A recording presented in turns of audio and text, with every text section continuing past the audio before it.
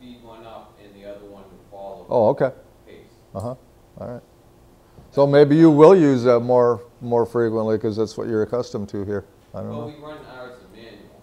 Ah, Had too many problems in auto. Yeah. We just get balled up all the time. huh. Again, every site's going to have their own operational needs. Some guys go, okay, we'll run 60 or 40% on the pump and 60% on the screw, and that if that's what makes you happy, you know, that's the way you run. That's it. Did you say you solved the pressure problem that you had? I didn't have a pressure problem. I thought they had high There's a pressure. valve. They had feed rate problems because we had a bad magnetic or a proximity switch. Well, the switch itself wasn't bad, but where it was screwed into the cylinder, it wasn't tapped deeply enough, so it couldn't see it. Couldn't see the piston, so sludge flow measuring was whacked. But that was all. We didn't. Well, we had some bad valve, or had some valves closed, and with the valve closed, you're going to have high pressure. Was it partially closed or No, it's either opened or closed in this particular case, and I don't know, something went wacko in the PLC system. I don't know, and took off air off of one of the valves, and it closed. Somehow switched it. So, from what there's a couple of different ideas on it. One is that there's overload on the system, too many things on there, and it had a brain fart. Now that thing did wireframe on us the other day. If it's wireframes, we can't even go into local and run it, can we? No, it's you got to reset. Well, everything is shut down. Basically, when it goes into that, it gets stupid right away. Is there anything an operator should be doing, or is that just maintenance on resetting it? It depends on the need and the emergency that you're going to have to work out with your operations Did you just lead. pull all power to the power pack and everything? What's that? Did you just knife out everything, kill all the power? Is that what did it? To reset it? That's what I did to reset my PLC, yes. Okay. Now, was it your PLC that was the problem, or was ours? My PLC was faulted. What caused it came from outside source. We don't know what caused it, but it happened. And it's happened before on other pieces that, you know, it's something that we're going to have to track down. I don't know. You got any ideas? Yeah, next time it goes down, I got a pretty good idea what's going on with it. It's happened from day one, so. Yeah. Now, when you were What's talking- weird is you can see the OIT on the network, but you couldn't see the PLC on the network. Yeah. It's definitely in that PLC. That's where it originated. That's- Or that's what You lost the my PLC lost communications, or it to our switch. to your OIT switch. did, Right. so it's the same trunk, same Mhm. everything, And it was cycled power, and it's all better. What caused that to happen? Don't know yet. so. Got a faulty network on the PLC. It's possible. Explain why you did it from day one, right? No, from day one, there's been other issues on that Yeah. for network communication, comm loss, and things like that. So, you know, I don't know. I don't know. It's easy enough to swap out, yeah, right? What's that? It's easy enough to swap out if we have to. Mm-hmm.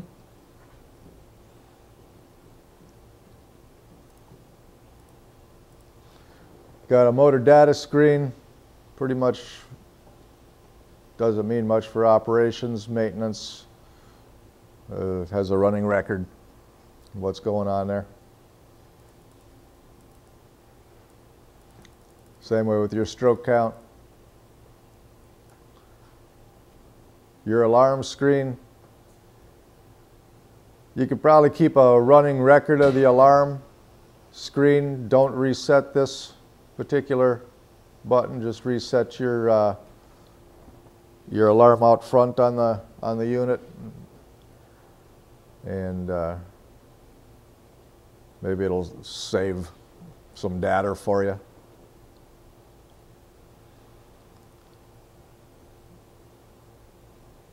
I don't know why they have this other than for troubleshooting purposes. Not a part of your normal operating procedures. I mean, you can pull it up and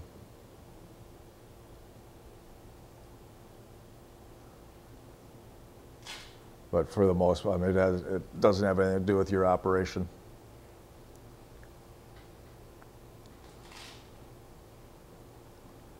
There is a login screen that goes into factory presets. Operations won't have any need to go into here. It is password protected, and maintenance has that or will have it.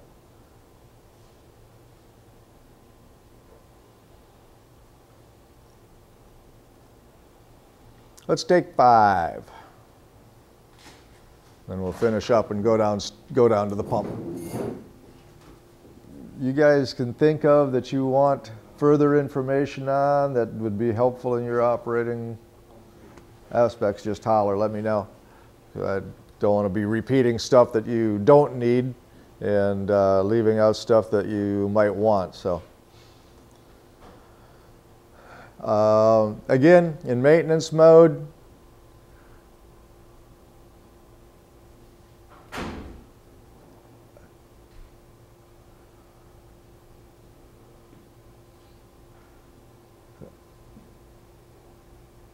so as it says, you know, you can shut it off elsewhere.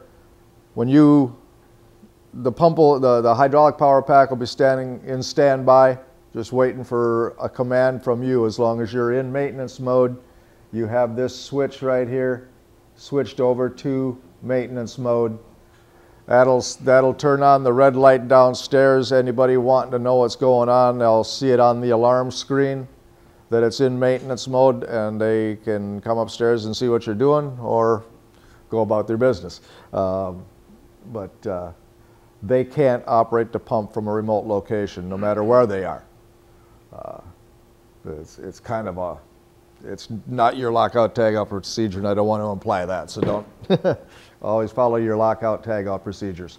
But in this mode, outside entities cannot mess with your pump. You push the jog button and go forward, reverse, whichever direction you want to go, and the pump will run at its minimum speed in whatever direction you've chosen.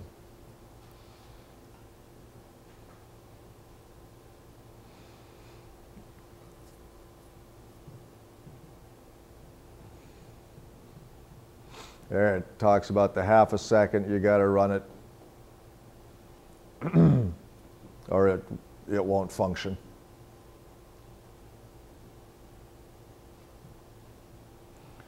These are your alarm conditions. Again, high oil pressure, the material pump will shut down and you'll have to reset it.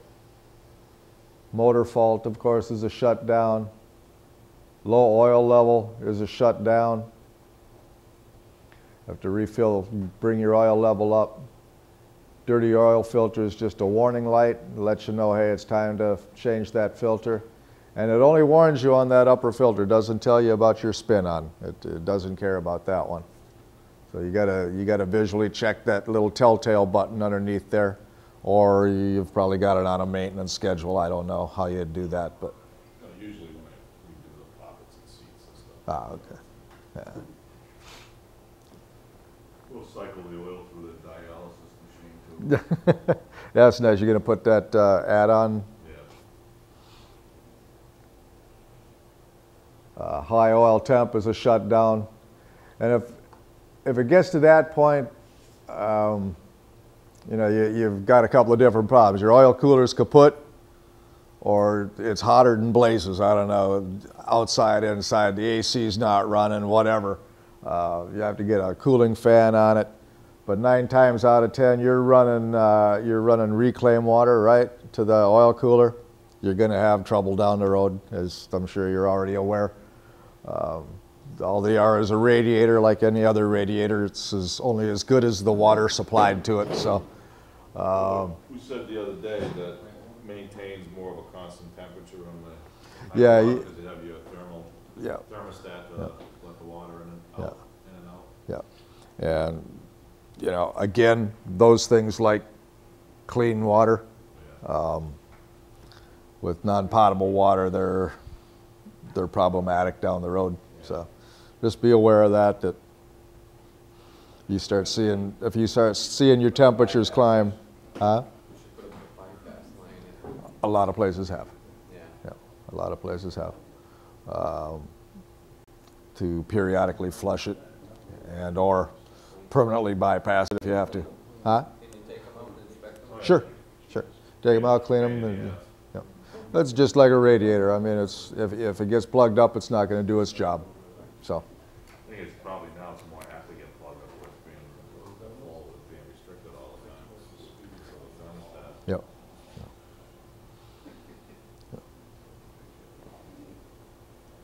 Now, if a guy's got where he can loop water and get it like through out underground, let it cool off again and come back again, you could use good water and just recycle. But as long as there's no infiltration, the water stays good, you know. Did I miss one? Of course, E-stops needs a reset. Duh. All right.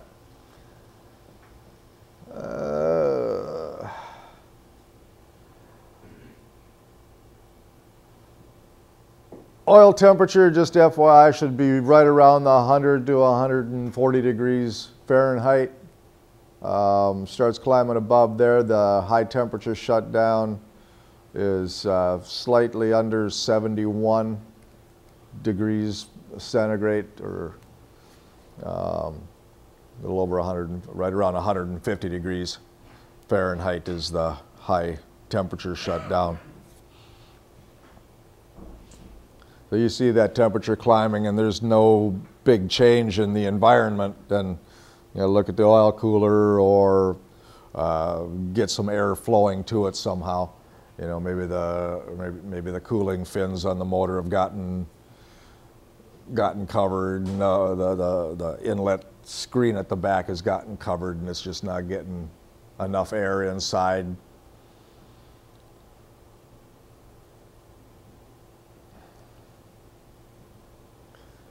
The adjusting the poppet valves, again, that'll be done by maintenance, but you're an integral part in letting maintenance know something might be wrong, because the poppet valves, they're adjusted with those throttle valves on the brain, and those little clamps can rust away and break loose, and then the vibration causes those things to close off. So if you hear it just slamming like crazy, it's probably vibrated loose and closed down a little bit, or vice versa.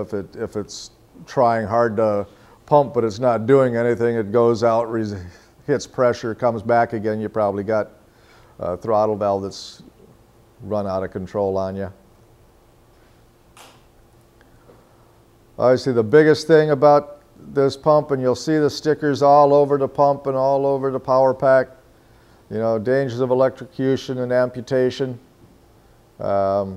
Can't state it enough to make sure you watch all that and don't get yourself in trouble.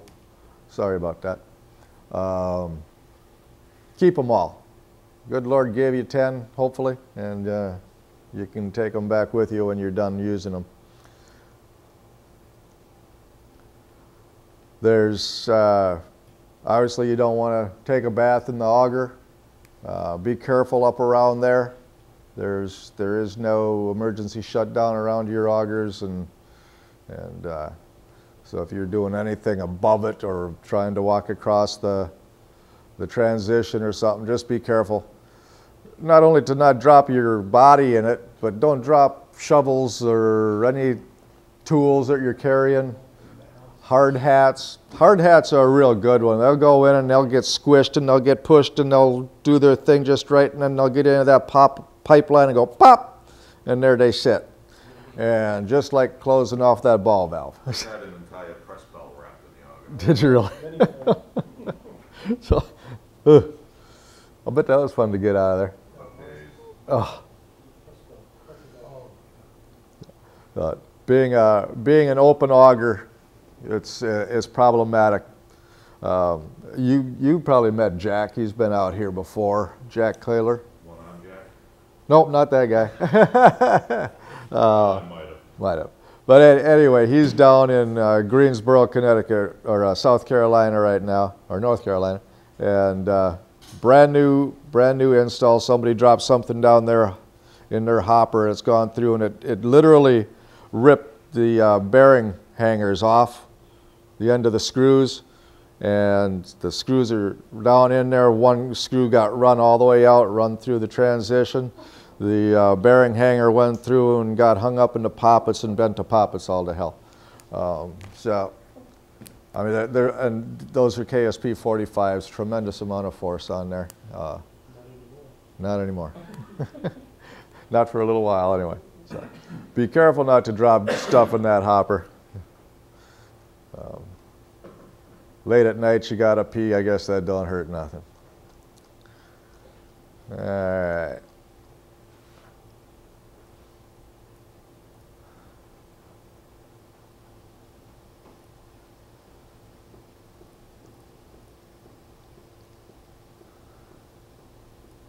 Planned maintenance on, what do you follow, Bob, on your maintenance schedules? Do you go by what the book is calling for, or how do you guys? Well, the way they're gonna set it up now, they're gonna do the, what do they call that work? Whatever the book says, whatever the book says, they're gonna set it up so it spits out a sheet.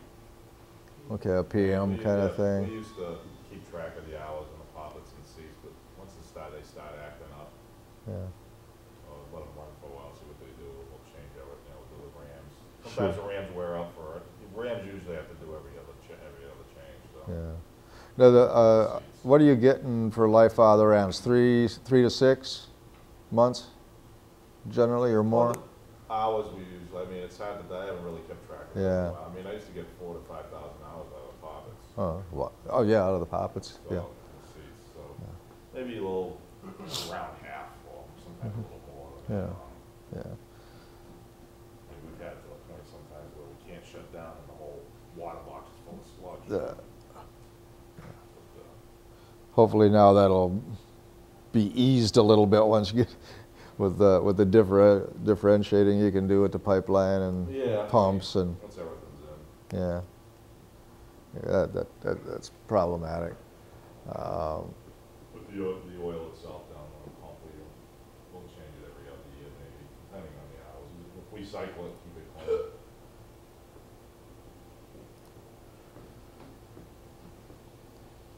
Now, do you get your oil tested periodically, or do you just run? In the beginning,